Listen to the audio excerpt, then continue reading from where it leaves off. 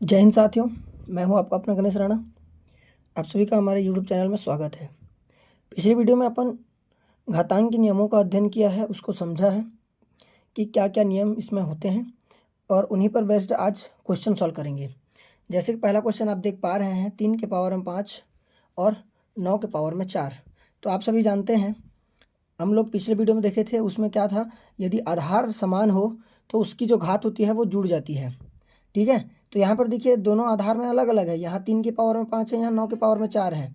तो हम क्या करना चाहेंगे, इसको 3 बनाना चाहेंगे। तो 9 क्या होता है, 3 गुणा 3, मतलब 3 के पावर में 2 जो होता है, जो 3 के पावर में 2 जो होता है वह 9 के बराबर होता है। तो हम उसको उस प्रकार से लिख देते हैं, जैसे यहाँ पर आएगा आपका 3 के पावर में 5 और गुणा में यहाँ पर क्या आ जाएगा, 3 के पावर में 2 और पूरे के पावर में 4, कुछ इस प्रकार से हो जाएगा।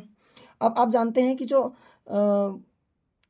किसी संख्या के घात में जो रहता है और उसके घात में रहता है, दोनों घात आपस में क्या हो जाते हैं, गुणा हो जाते हैं। तो इसका पावर क्या आ जाएगा, 3 के पावर में 5 तो ये रहेगा, लेकिन ये वाला क्या हो जाएगा, 3 के पावर में 2 गुणा 4 मतलब 8 हो जाएगा। अब यहाँ पर आप फार्मूला लिख सकते हैं कि चूंकि हमारा ये फार्मूला होता है करके। ठीक है, उसके बाद अगला स्टेप क्या है, देखो अब आधार जो है दोनों का समान हो गया है, तो क्या हो जाएगा, उसका घात आपस में जुड़ जाएगा। तो 3 के पावर में क्या लिख देंगे अपन, 5 + 8 कर देंगे, तो 8 और 5 कितना जाएगा, 13 आ जाएगा। तो 3 के पावर में 13, और इसी को विस्तार करके अगर लिखना चाहें तो इसका आंसर हो सकता है, आप यहीं पर भी इसको इस प्रकार से अटका करके आंसर लिख सकते हैं, कोई दिक्कत नहीं है। ठीक है, इसका एक अगला सवाल पर बात करते हैं। जैसे यहाँ पर आप देख पा रहे हैं, 4 गुणा 3 के पावर में 4 है और 2/4 के पावर में 6 है। तो सबसे पहले क्या करते हैं, हम जानते हैं कि जो अगर दोनों आपस में गुणा रहते हैं, पावर में दिया हुआ हो, तो हम इसको ऐसे लिख सकते हैं, 4 के पावर में भी 4 लिख सकते हैं और 3 के पावर में भी 4 लिख सकते हैं, कुछ इस प्रकार से हो जाएगा। उसके बाद आप यहाँ पर देख पा रहे हैं, दोनों के पावर में क्या है, ऊपर में 6 है, तो ये आप 2 के पावर में भी 6 लिख सकते हो और 4 के पावर में भी 6 लिख सकते हो, कुछ इस प्रकार से हो जाएगा। उसके बाद अगला क्या है, अगला अपन सॉल्व करेंगे।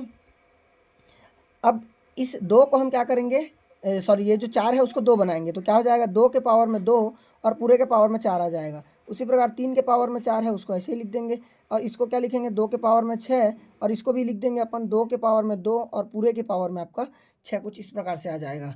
अब सॉल्व करते हैं अपन। जैसे ये क्या आ जाएगा, 2 के पावर में 4 और 2 दोनों का गुणा कर देंगे तो 4 दूने 8 आ जाएगा, 3 के पावर में 4 आ जाएगा। उसी प्रकार इसको करेंगे, 2 के पावर में 6 और यहाँ पर कितना आ जाएगा, 2 के पावर में 12 आ जाएगा। अब आप देखो, इसके बटे में कुछ नहीं है तो 1 मान लो, इसके बटे में कुछ नहीं है तो 1 मान लो, ऊपर ऊपर का एक साथ कर देते हैं, नीचे नीचे का एक साथ कर देते हैं, तो आपका क्या आ जाएगा, ऊपर में आपका आ जाएगा 2 के पावर में 2 के पावर में यहाँ पर 8 है, यहाँ पर 6 है, दोनों जुड़ करके क्या बन जाएगा, 8 और 6 आपका 14। तो 2 के पावर में 14 गुणा यहाँ पर 3 के पावर में कितना आ जाएगा, 4 आ जाएगा। उसी प्रकार बटे के रूप में अपन क्या लिख देंगे, 2 के पावर में कितना है, 12 है, तो कुछ इस प्रकार से रहेगा। अब ध्यान से देखिए, अगर मैं इसको क्या कर दूँ, बटे के रूप में लिखूँ, इसको साइड में अलग लिख दूँ, तो 14 में 2 को घटा दूंगा मैं, तो कितना आ जाएगा, 2 के पावर में आपका 2 आ जाएगा, क्योंकि 14 में से 12 घट जाएगा तो बचेगा आपका 2। और उसी प्रकार 3 के पावर में आपका 14 आ जाएगा, और यही हमारा क्या हो जाएगा, आंसर हो जाएगा। कुछ ऐसे ही आपको सॉल्व करने हैं इस प्रकार के क्वेश्चंस को।